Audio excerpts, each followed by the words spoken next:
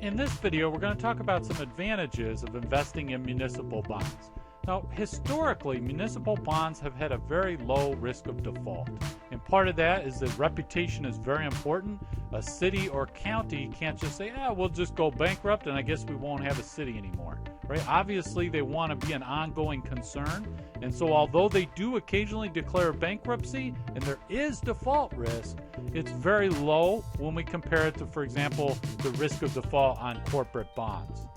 But really the main driver, the main advantage of investing in municipal bonds is that most of them are tax exempt. Not all municipal bonds, but most are tax exempt, and they're going to benefit people, especially high income investors. So let's have an example. We're just kind of look at, let's pretend that you have $1,000 to invest, and you're deciding between a 3% municipal bond, you've got a U.S. Treasury note that's 3.25%, and then you've got a corporate bond that pays the highest yield, 3.8%. You're trying to decide which of these should I choose. Now, obviously, you're not just going to take the one with the highest percentage interest rate, right? So that'd be the corporate bond. The reason you don't just pick that one right off the bat without even investigating is because of taxes, right? You've got some tax rates here. You've got a federal tax rate of 25%. You've got a state tax rate of 5%, let's just say. And so we need to look not just at the pre-tax income, but also at the after-tax income. So let's go ahead and compute this. So it's a $1,000 bond, and so it's for the municipal bond at 3% interest. That means you're going to have pre-tax income of $30. For the Treasury bill, you're going to have $32.50.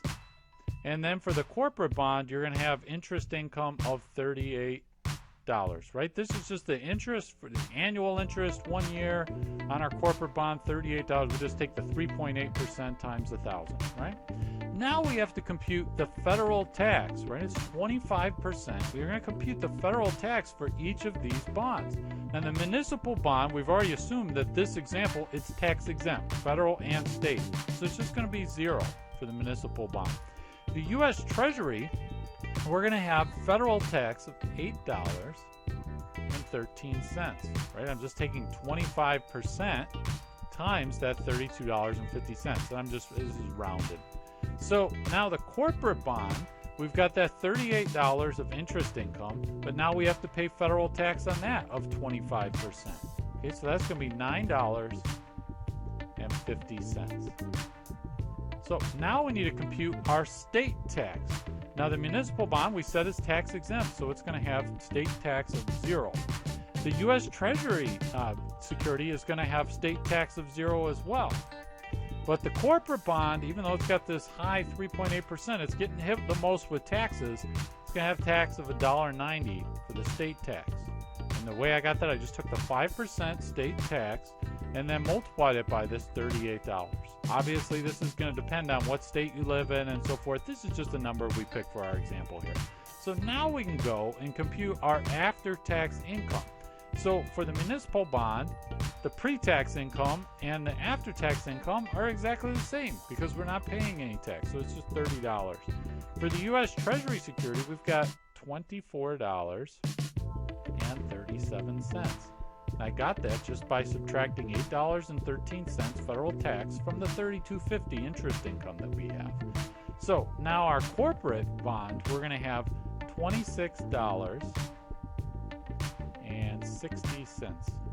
So now we can say, look, we've got actually the highest amount of after-tax income, which is obviously what we care about the most, right? We don't care if pre-tax is nice, but after-tax is the actual cash we're going to have in our hands.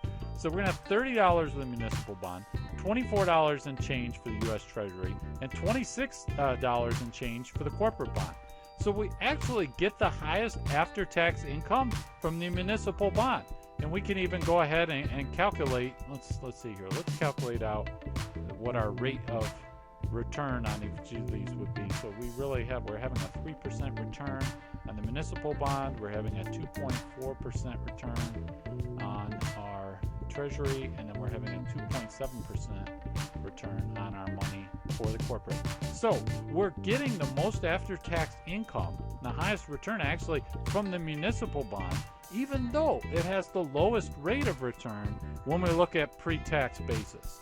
So this is why it could be advantageous to own a municipal bond as opposed to something like a corporate bond or a treasury bill.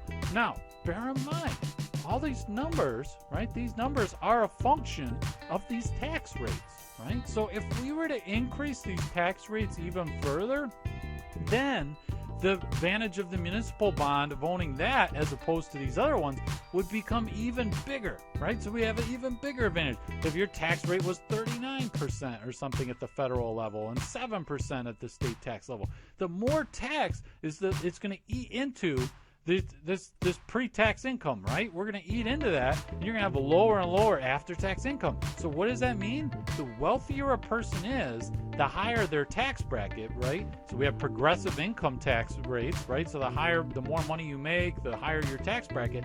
If you're in a higher tax bracket, it's more advantageous for you to say, I'll take the municipal bond.